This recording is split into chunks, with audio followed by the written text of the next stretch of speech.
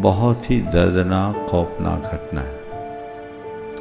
सुन करके ही सिहरन से उत्पन्न होती है। एक परिवार के 9 सदस्यों का एक साथ जिंदा जल जाना,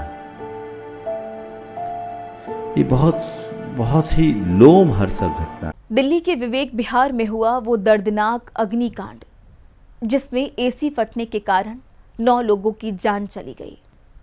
ये हादसा हर किसी के दिल को अंदर तक झकझोर देता है। एक पल में सब कुछ खत्म हो जाना, अपनों का यूं बिछड़ जाना। इस घटना ने कई ऐसे सवाल खड़े कर दिए हैं जो हर मन को बेचैन कर रहे हैं। इसी पीड़ा के साथ झारखंड के मधुबन में विराजमान गुणायतन प्रणेता के समक्ष एक भक्त ने शंका समाधान कार्यक्रम में मुनिश्री प्रमाण सागर जी महाराज से भावुक होकर प्रश्न किया, आज के इस आधुनिक दौर में जहां हाईटेक सुविधाएं और एडवांस सिक्योरिटी सिस्टम हमारी जिंदगी का हिस्सा बन चुके हैं, और क्या ये सुविधाएं सच में हमें सुरक्षित बना रही हैं, या फिर कहीं ना कहीं यही हमारे लिए खतरे की वजह भी बनती जा रही है। दिल्ली के विवेक विहार का वो दर्दनाक हादसा, जहां 9 लोगों का यूं एक साथ चले जाना, ये सुनकर हर कोई स्तब्ध हो गया। ऐसा लगा जैसे एक पल में किसी का पूरा संसार ही खत्म हो गया। घर के अंदर ही लोग फंस गए, बाहर निकलने का कोई रास्ता नहीं मिला। और तब से एक ही सवाल बार बार मन में उठ रहा है, जिसे एक भक्त ने जगत में विख्यात मंच शंख समाधान में मुनिश्री प्रमाण सागर जी महाराज के सामने रखा। दिल्ली से एक बहुत दर्दनाक घटना सुनने में आ रही है, जहां 9 लोगों की मृत्यु हो गई एसी में ब्लास्ट से। तो महाराज जी, इसमें एक बहुत मुख्य कारण ये भी देखने के लिए आ रहा है कि लोग बाहर नहीं निकल पाए क्योंकि उनके घरों में इलेक्ट्रॉनिक ऑटोमेटिक डोर्स लगे हुए थे। तो महाराज जी, ये जो हाईटेक टेक्नोलॉजी आजकल हम यूज़ कर रहे हैं, ये हमारे सुविधा के लिए है या यही हमारा विनाश का कारण बनते जा रहा है? मुनिश्री प्रमाण सागर जी महाराज ने अत्यंत गंभीर और भावुक स्वर में कहा, आपने जो घटना बताई है वह सच में बहुत ही दर्दनाक और खौफनाक है। सुनकर ही मन भीतर से बैठ जाता है। ये सिर्फ एक हादसा नहीं, बल्कि दिल को झकझोर देने वाली त्रासदी है। ऐसे में सवाल उठता है कि जीवन कितना अस्थिर है। आपने जो घटना अभी बताई है, बहुत ही दर्दनाक खौफनाक घटना है। सुन करके ही सिहरन से उत्पन्न होती है। एक परिवार के 9 सदस्यों का एक साथ जिंदा जल जाना, ये बहुत ही लोमहर्षक घटना है।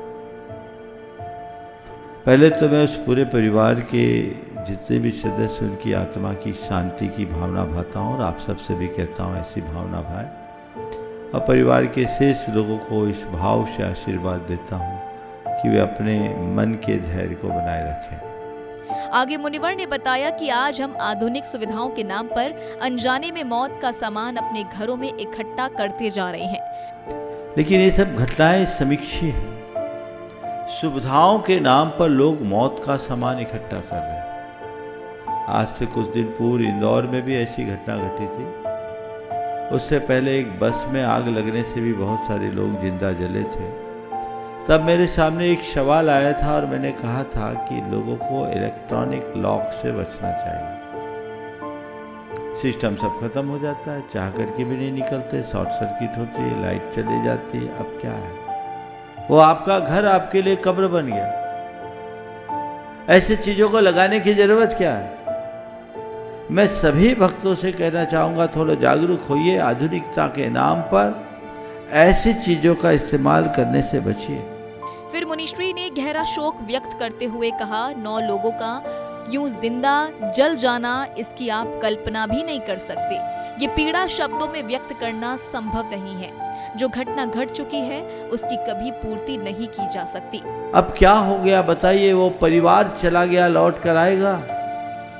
9 लोगों का जिंदा जलकर मर जाना, आप कल्पना कर सकते हैं?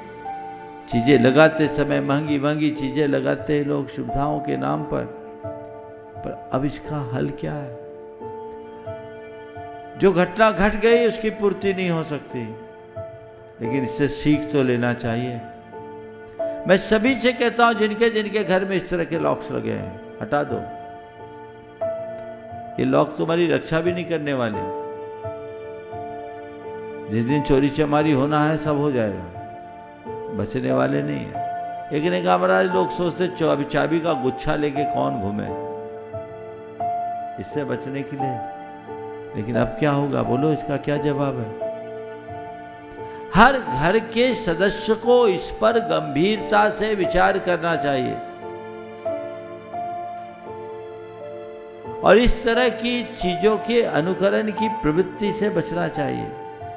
वहीं मुनिवर ने कहा कि जब भी आप अपना घर बनाएं तो ऐसी व्यवस्थाएं करें जहां जरूरत पड़ने पर तुरंत बाहर निकला जा सके या फिर कोई और सुरक्षित विकल्प, क्योंकि जो हुआ उसने एक सच्चाई सामने रख दी। घर घर नहीं रह पाया, वो एक पल में शमशान बन गया।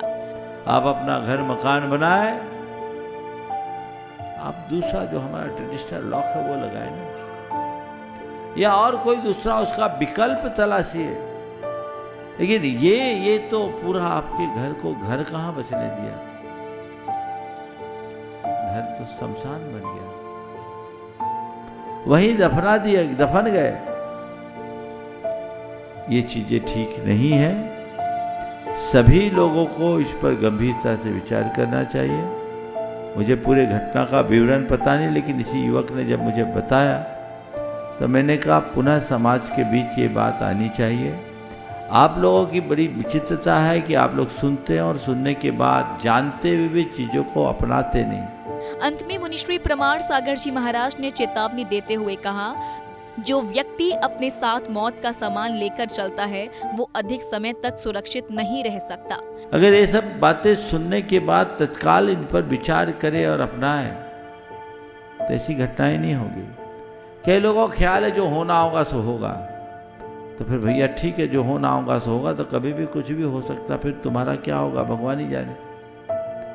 ऐसा करके अपने जीवन के साथ खिलवाड़ मत करो। मौत का सामान साथ में लेकर चलने वाला मनुष्य ज्यादा दिन तक सलामत नहीं रह सकता।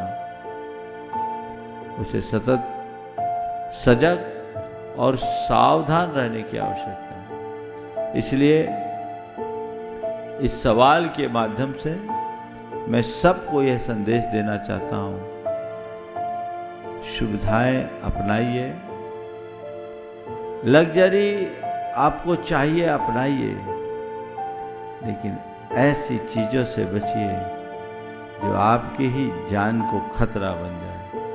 जान बची तो लाखों पाए, जान है तो जहान है, इस बात का हमेशा ध्यान रखें।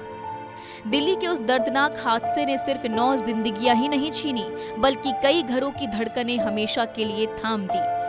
उनमें एक 1.5 साल का मासूम भी था जिसने अभी दुनिया को देखना शुरू ही किया था। वो भी इस आग की लपटों में खो गया। एक पल में सब कुछ खत्म हो गया। जहां कल तक हंसी थी, आज वहां सन्नाटा है। ये हादसा हमें झकझोरता है और कहीं ना कहीं ये सोचने पर मजबूर करता है कि क्या हम सच में सुरक्षित हैं? शायद अब वक्त है सिर्फ सुविधा नहीं बल्कि सुरक्षा को भी उतनी ही अहमियत देने का, ताकि फिर कोई मासूम यूं आग में ना जले, ताकि फिर कोई घर यूं एक पल में शमशान ना बने। जैन फोकस के लिए मधुबन, झारखंड से ब्यूरो रिपोर्ट।